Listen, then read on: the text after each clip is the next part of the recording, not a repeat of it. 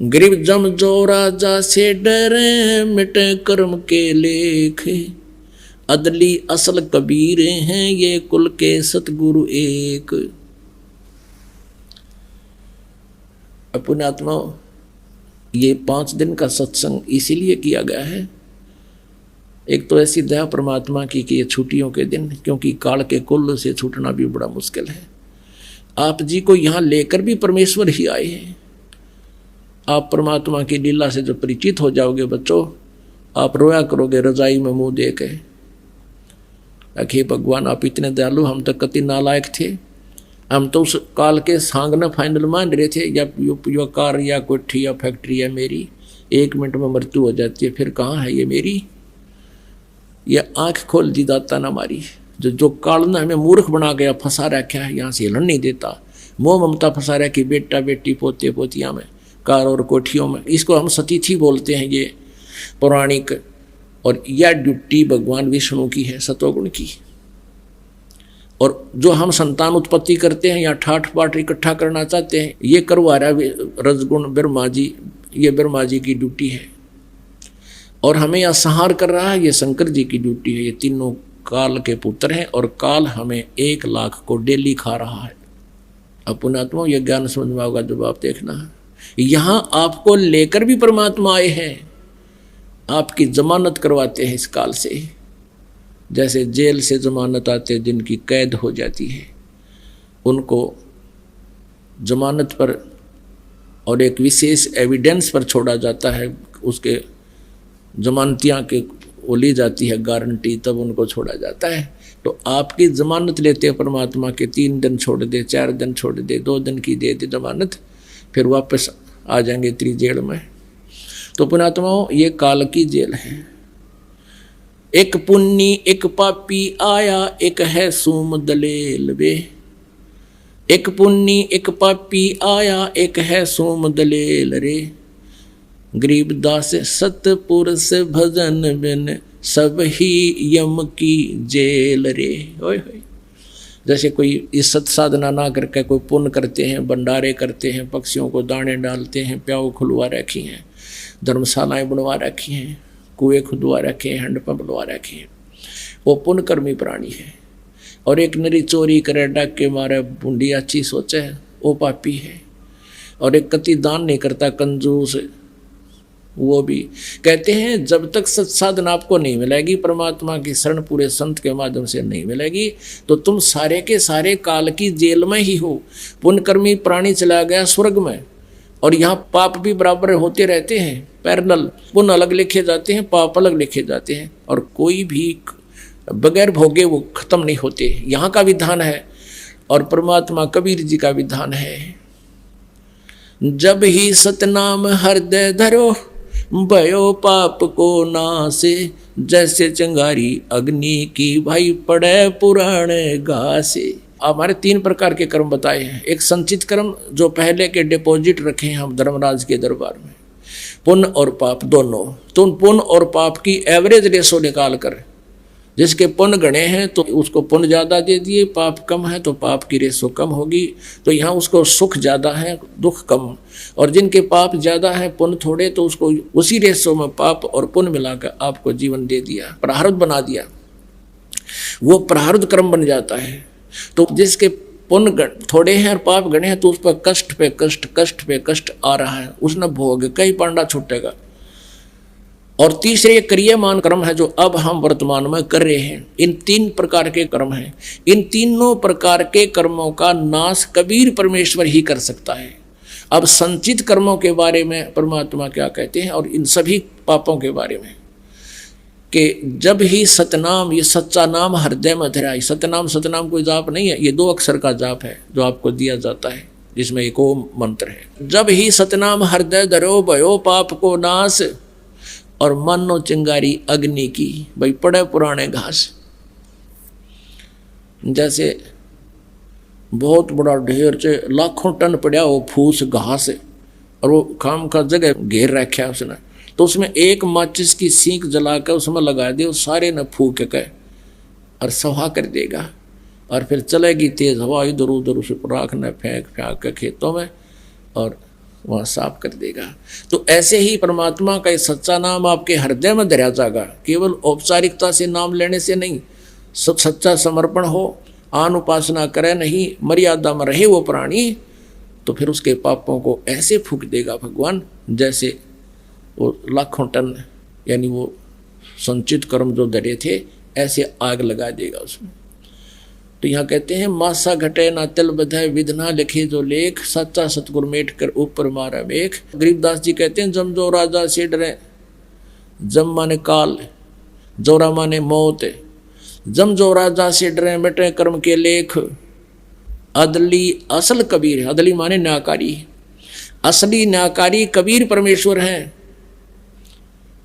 ये कुल के सतगुरु एक, ये कुल मालिक वही है, ये सतगुरु यही हैं। बाकी नकली भी अपने आप को सतगुरु कहने लगे, उनको ज्ञान कति नहीं था। तो पुण्यात्माओं, परमात्मा ही आपको यहाँ लेकर आए हैं और सौभाग्य आपका जो यहाँ पहुँचे हो परमात्मा के इस अमृत ज्ञान में आप गोते लगा रहे हो। ये ज्ञान रूपी गंगा यहाँ बहती है। अब आपको सुनाएंगे जैसा कल प्रसंग था, और वेद जिसकी गवाही देते हैं कि वो परमात्मा अच्छी आत्माओं को, श्रेष्ठ आत्माओं को, दृढ़ भक्तों को आकर मिलते हैं। और दृढ़ भक्त वो होते हैं जो एक बार ज्ञान समझ लें फिर सारा विश्व एक तरफ और वो भगत एक तरफ, वो मान्य नहीं करता किसी की।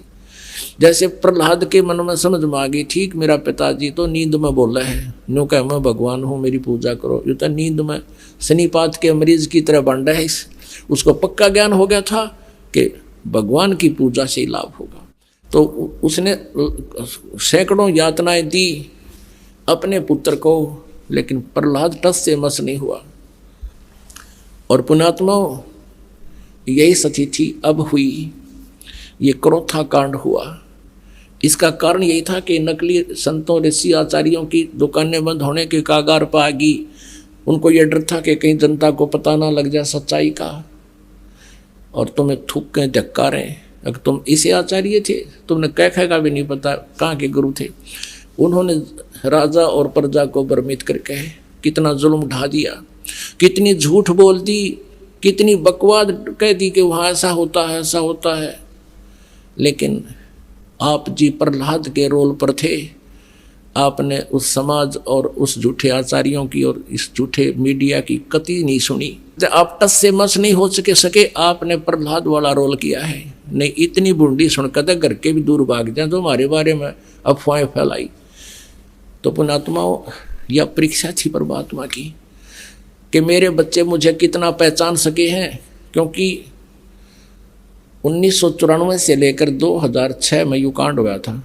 1994 से लेकर 2006 तक 12 वर्ष लगभग हो गए। इन 12 वर्षों के अंदर परमात्मा ने ये देखना था कि ये बच्चे मुझे कितना पहचान चुके हैं। क्योंकि आज से 600 वर्ष पहले परमात्मा ने एक परीक्षा की थी।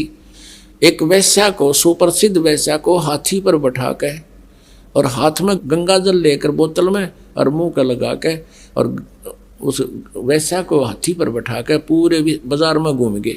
जब 64 लाख शेष हो गए थे परमात्मा के, तो परमेश्वर कबीर जी ने देखना चाहा था कि ये मुझसे कुछ परिचित भी हैं या सुख ही नहीं मिल रहे हैं इसलिए मुझे भगवान मान रहे हैं।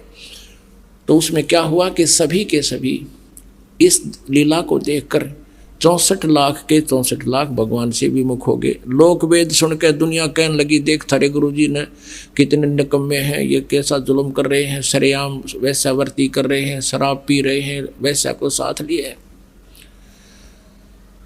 अब वो मूर्ख थे। परमात्मा कहा करते रहे, निकम्यों, जब तुम्हें सुख होते थे, थारे दुख दूर होते थे, तुम्हारी जुबान का थूक सूख जाता था, मेरी महिमा गाते गाते जनता के सामने भगवान आए हैं, हम ऐसे दुखी थे, ऐसे दुखी थे, सुखी कर दिए। और आज मैं इतना गंदा हो गया कि शराब भी पीऊँ और वैश्यावर्ती भी करूँ, तुम्हारी इतनी बुद्धि भी काम नहीं करी, जाओ पड़ो बाढ़ में। यही देखना चाहते परमात्मा।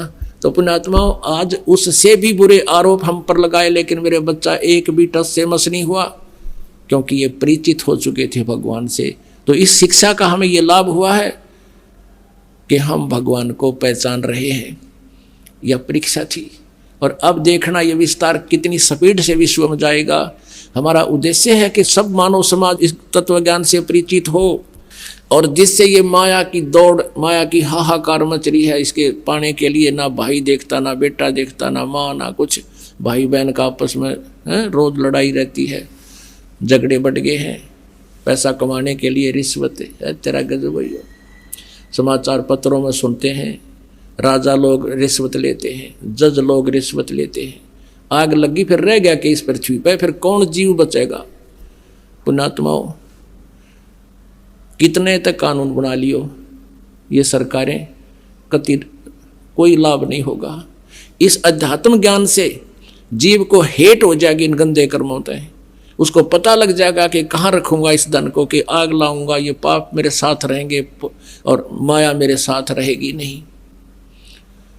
तो इस आधार से पूरे विश्व में शांति होगी। हम भगवान की भक्ति में बहुत समय लगा सका करेंगे। अब तो दिन रात माया जोड़न की तगड़मबाजी, फार्मूले याद रखें हम कैसे धन जुड़े, और धन वही मिलना जितना भाग्य में, उससे अधिक मिल नहीं सकता। और परमात्मा कबीर जी की शरण में आने के बाद आपके भाग्य में ना होगा तो भी देगा। अब परमात्मा कबीर जी कहते हैं, जय तना राजपाट भी चाहिए, हमारा धर ले ध्यान।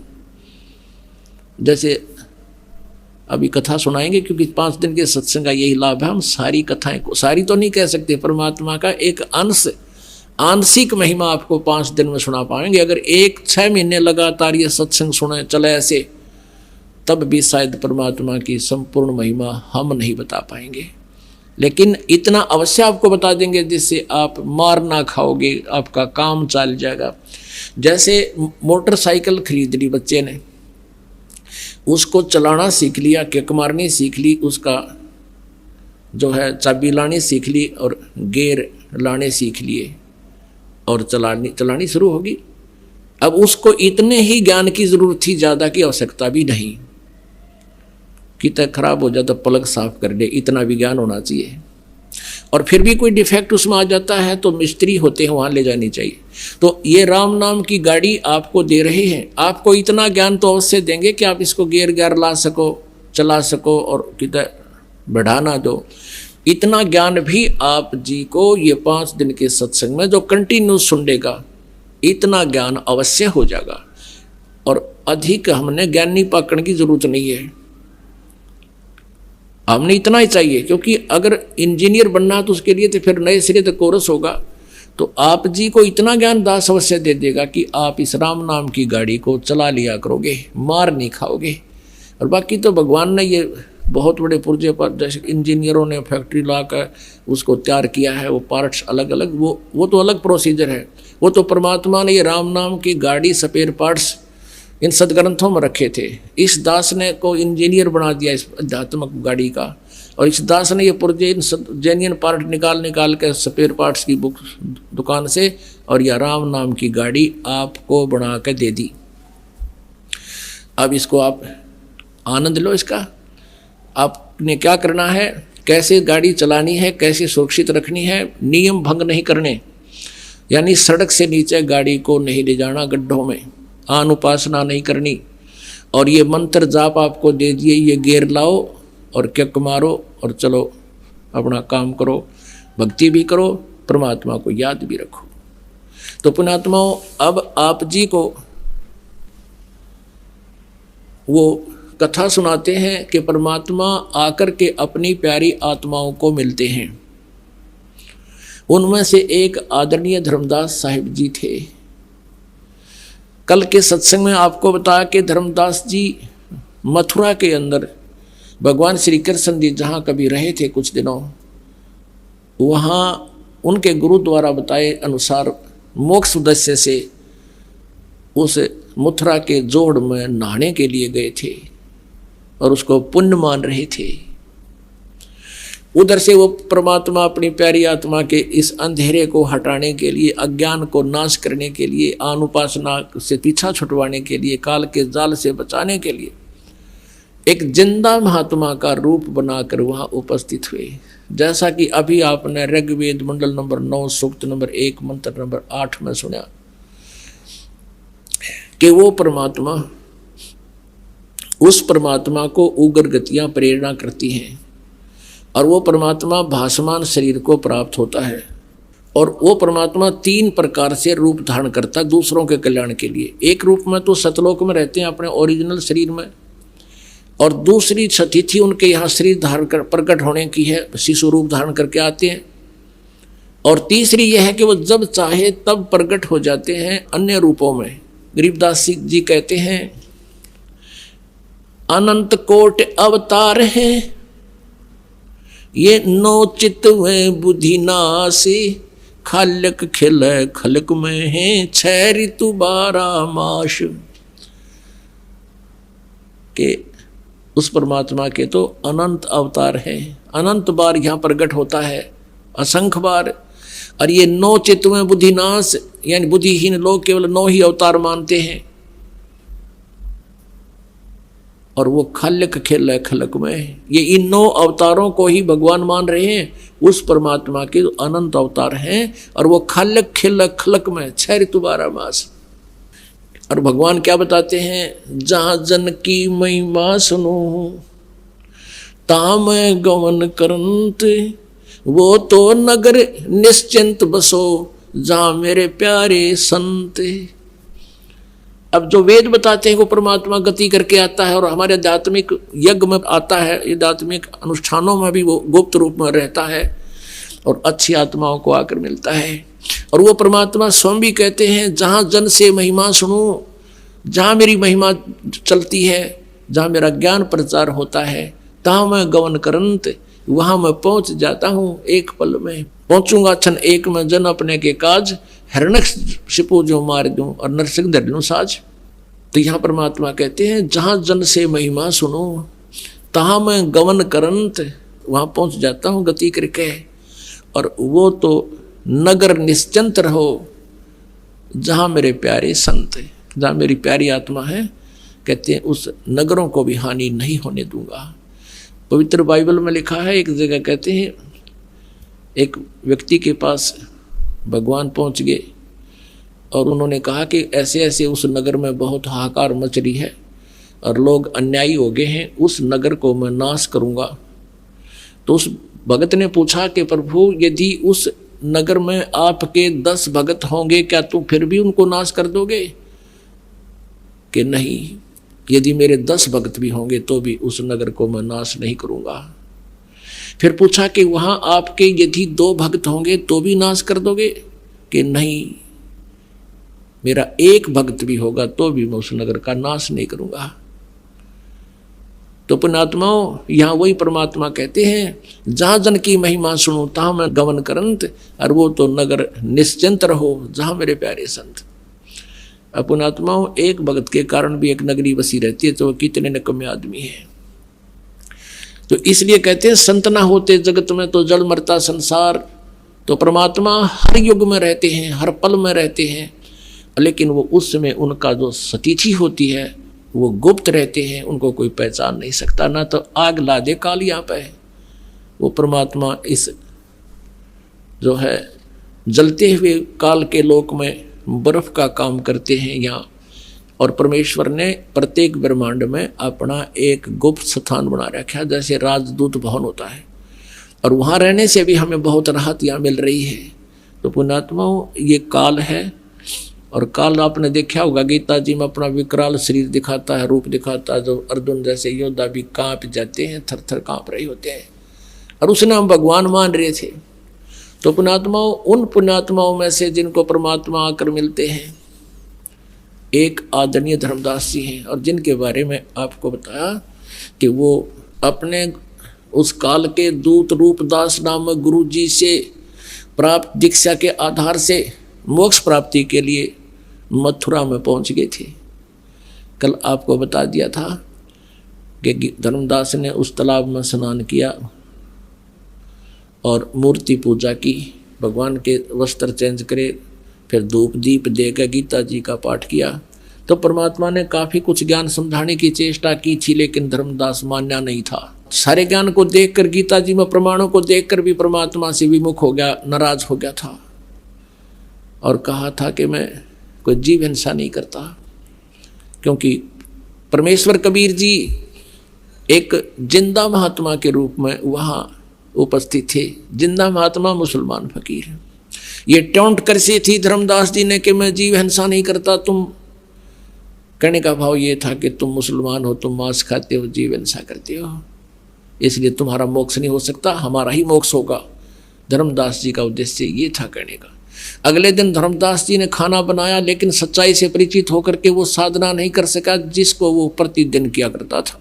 अंदर में कसक थी, भगवान फिर एक बार दर्शन दे और फिर कभी मैं ऑब्जेक्शन नहीं करूँगा, सारा ज्ञान सुनूंगा। अगले दिन उसने खाना बनाना चाहा सुबह वक्त से। उस खाना बनाने में प्रयोग की गई लकड़ियों में बहुत सी चींटियाँ जल गई थी। शेष बची लकड़ी के टुकड़े में भी लाखों की संख्या में चींटियाँ वहाँ चटक पटक होकर जल रही थी। धर्मदास जी एकदम स्तब्ध रह गए। दयालु आत्मा होते हैं भक्त, और एकदम सिहर उठे कि इसे आज के अन्न में करोड़ों चींटियाँ जल गई। इतनी लंबी लकड़ी थी आता है, और इसके अंदर तो पता नहीं कितनी चींटियाँ जल गई, साथ में अंडे भी जल गए। इस भोजन को मैं नहीं खाऊंगा, आज प्रायश्चित करूंगा। और इसका उसने अपने आप एक विकल्प ढूंढा, इसका एक प्रायश्चित का तरीका ढूंढा कि इस भोजन को किसी संत ने खिला दूंगा, मैं आज उपवास रख लूँगा, मेरे ये पाप कट जाएंगे, आज जो पाप नहीं लगेंगे चिट्ठी मरने के। ऐसा ही इसी उद्देश्य से सारे भोजन को लेकर के संत की खोज में निकले। अब परमात्मा कहते हैं आप आरती, आप साजे, आप किंगर, आप बाजे। अपने आप परमात्मा ने एक हिंदू साधु का रूप बनाया और एक वृक्ष के नीचे विराजमान हुए। धर्मदास जी ने कहा भगवान साधु जी भोजन पालो, भूख लगी होगी। परमात्मा ने कहा हाँ धर्मदास मुझे भूख लगी है। अब धर्मदास कहा तब उसने ध्यान से देखा कि आदमी मुझे कैसे जानता है। फिर सोचा कि मैं बहुत धर्म भंडारे करता हूँ, साधु संत आते हैं, जानता होगा। भोजन रख दिया। परमात्मा के पास एक लोटा पानी का भरा रखा था कबीर जी के पास, उसमें से जल उठाया और मंत्र बोले और सभी रोटियों पर छिड़क दिया, सब्जी पर छींटे मार दिए। एक मंत्र बुदबुदाया, सारी भात और सारी सब्जी और रोटियां की चींटी बन गई, सारी थाली काली होगी। झुंड के झुंड चींटियों के बंडे मुंह में लेकर बाहर निकलने लगे थाली से। तब परमात्मा उसी जिंदा महात्मा के रूप में हो गए जिस रूप में पहले दिन वार्ता हुई थी धर्मदास जी के साथ। और कहा धर्मदास तेरे तक कसाई भी अच्छा, तो ये कह रहा था हम जीवन निशानी करते तो कसाई भी कम तेरे तक है। आज इतने पाप करके तू मेरे को खिलाने आया था। चरणों में गिर गया, पैर पकड़ लिए, नो कहे भगवान मैं पापी आत्मा हूँ, हे प्रभु आपके ज्ञान में बहुत दम है। और मेरे हृदय को उसने छलनी कर दिया, कंडम कर दिया दाता, लेकिन मैं अपने अभिमानवश आपके ज्ञान को स्वीकार नहीं कर सका था। लेकिन सारी रात करवटें बदलता रहा, आपके पाने की तड़फ याचना करता रहा कि वो महात्मा संत एक बार फिर मुझे दर्शन दे, तो मैं फिर कभी ऑब्जेक्शन नहीं करूँगा, विवाद नहीं करूँगा। क्योंकि परमात्मा कबीर जी उनके आगे से अंतर्ध्यान हो गए थे। तब परमेश्वर ने कहा कि ठीक है धर्मदास, अब सुन ले वो राम कहानी मैं तुझे सुनाना चाहता हूँ। आप क्या कहते हो, क्या क्या साधना करते हो, अब क्या क्या वार्ता होती है उस आत्मा और परमात्मा की। ज्ञान सुना दे, विधि बता दे, हो मेरा कल्याण भक्त मैं अर्ज करूं। ज्ञान सुना दे, विधि बता दे, हो मेरा कल्याण भक्त मैं अर्ज करूं। परमात्मा कबीर देव जी प्रथम बार जब मिले कहते हैं उसको तो महात्मा कहते हैं, और स्वयं को अपने आप को एक दास कहते हैं कि मुझे ऐसी विधि बता दे जिससे मेरा कल्याण हो धर्मदास। ज्ञान सुना दे, विधि बता दे, हो मेरा कल्याण भक्त मैं अर्ज करूं। धर्मदास जब न्यो बोला, 68 तीर्थ नाऊंगा। धर्मदास जब न्यो बोला, 68 तीर्थ नाऊंगा। गीता जी का पाठ करता हूँ, इस विध मुक्ति पाऊंगा। गीता जी का पाठ करता हूँ, इस विध मुक्ति पाऊंगा, राम कृष्ण के गुण गाऊंगा, मिल स्वर्ग में स्थान, भक्त में अर्ज करूं। ज्ञान सुना दे, विधि बता दे, हो मेरा कल्याण, भक्त में अर्ज करूं।